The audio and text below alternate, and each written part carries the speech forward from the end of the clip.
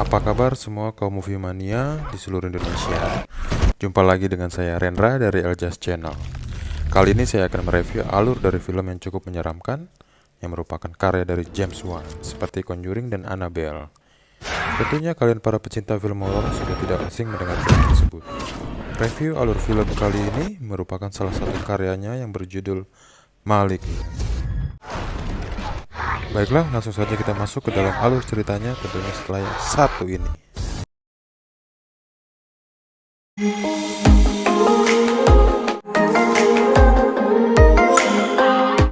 Film dimulai dengan latar lokasi yang berada di Rumah Sakit Penelitian Simeon pada tahun 1993.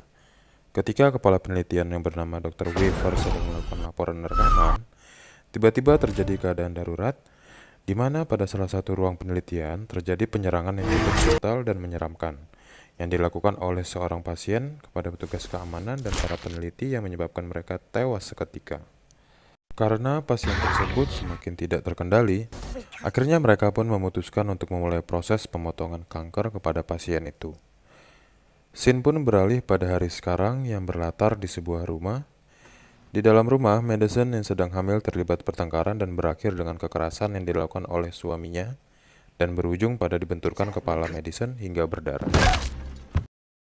Dan pada malam harinya, muncul beberapa gangguan di dapur yang dialami oleh suaminya. Dan ketika ia hendak kembali ke ruang TV, ada seseorang yang sedang duduk di sofa dan menghilang.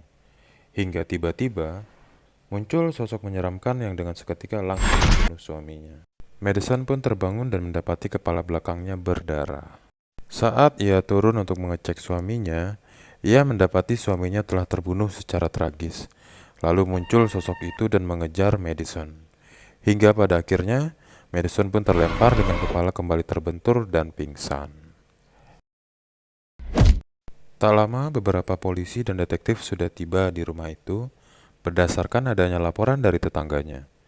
Polisi dan detektif terheran ketika melihat kondisi dari suaminya Madison yang terbunuh. Scene pun beralih di mana Madison telah berada di rumah sakit ditemani oleh saudarinya yang bernama Sydney. Keesokan paginya, datang seorang detektif yang bernama Kekoa Shaw. Kemudian detektif bersama rekannya mencoba mempelajari dan menganalisa kasus kematian suami Madison. 2 minggu kemudian, Madison sudah keluar dari rumah sakit dan kembali ke rumahnya. Hingga pada malam harinya kembali muncul beberapa teror seperti padamnya lampu taman secara tiba-tiba dan ia juga mendapati pintu belakang rumahnya sudah terbuka. Keesokan paginya, Madison menambahkan kunci ganda di setiap akses pintu masuk rumahnya. Hingga saudaranya bernama Sydney datang. Karena kunci rumah tidak berfungsi, Sydney menuju ke arah jendela kamar Madison.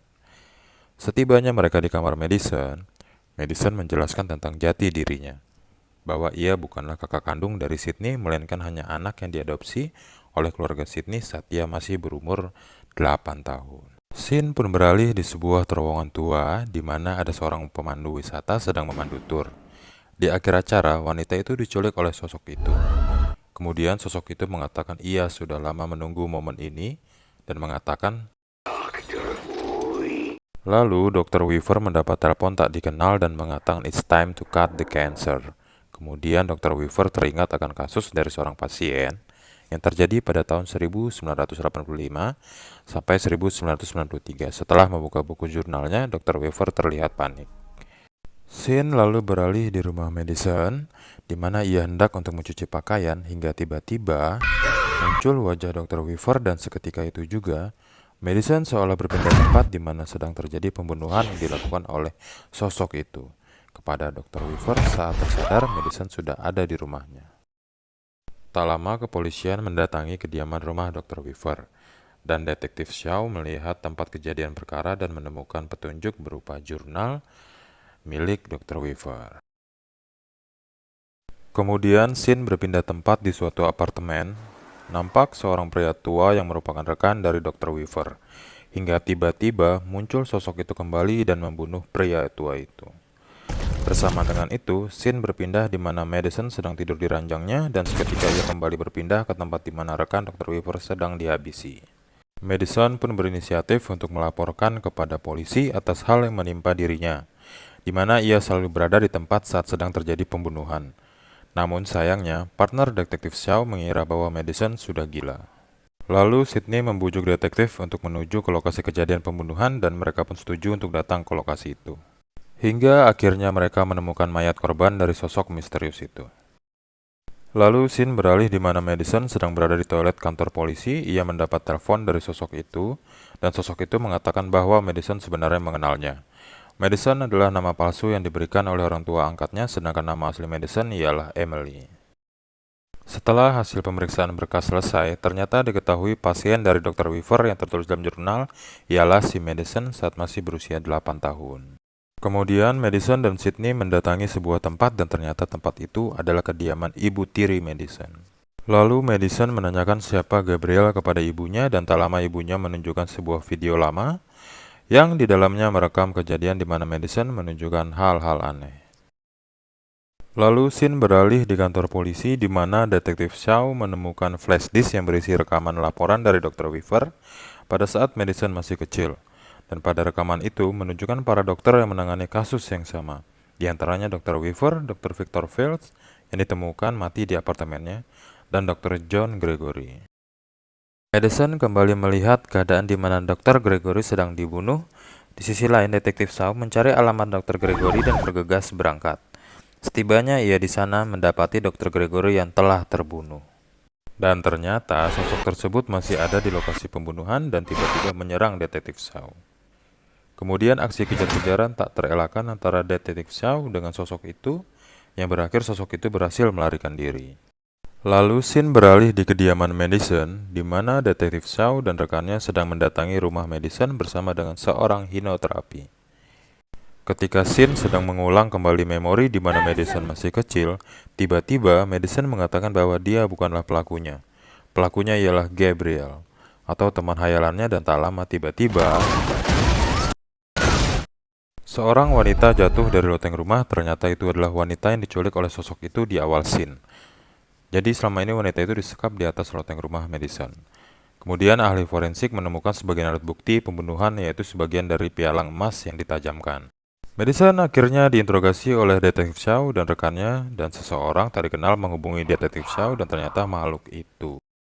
Kemudian beralih di mana Sydney sedang berada di rumah ibunya untuk mencari informasi terkait dengan masa lalu Madison saat ia masih bernama Emily. Sydney akhirnya menuju tempat RS penelitian saat Emily waktu kecil. Setibanya di sana, Sydney ke bagian arsip berkas untuk mencari lebih banyak informasi. Akhirnya Sydney menemukan file rekaman video. Scene pun berpindah di mana Madison dimasukkan ke dalam penjara, dan di dalam penjara ia mendapatkan perlakuan kekerasan. Lalu scene berpindah saat Sydney dan ibunya menonton rekaman video yang baru diketahui bahwa sosok itu atau Gabriel menyatu dengan tubuh Madison. Kembali di sel tahanan, beberapa narapidana melakukan kekerasan terhadap Madison, hingga tiba-tiba tubuh Madison diambil alih oleh Gabriel, yang dengan seketika satu persatu dihabisi hingga seluruh narapidana mati, dan Gabriel berhasil merebut kunci sel dari petugas. Gabriel kemudian mengambil peralatannya, yang tak lama penyerangan brutal dan baku tembak di kantor kepolisian pun terjadi. Detektif Xiao bersama rekannya terluka parah dan Gabriel berhasil melarikan diri. Kemudian, scene berpindah di rumah sakit tempat ibu kandung Madison dirawat. Saat Gabriel hendak membunuh ibu kandungnya, tiba-tiba ia ditembak oleh detektif Xiao dari arah belakang. Seketika itu juga Gabriel melemparkan pisau pialang itu dan menancap di dada detektif Xiao. Kemudian Gabriel melempar ranjang ke arah Sydney dan saat ia hendak menembaknya, Madison mengambil alih pikirannya kembali dan memenjarakan Gabriel di dalam penjara pikirannya. Madison pun kembali tersadar dan semuanya pun selamat. Demikianlah ending dari alur cerita film Malignant. Semoga kalian semua movie mania terhibur dengan video yang kami buat ini. Jangan lupa untuk tetap hidup sehat dan istirahat yang cukup, dan sampai jumpa lagi di review alur film selanjutnya. Tentunya di Eljas Channel. Bye-bye.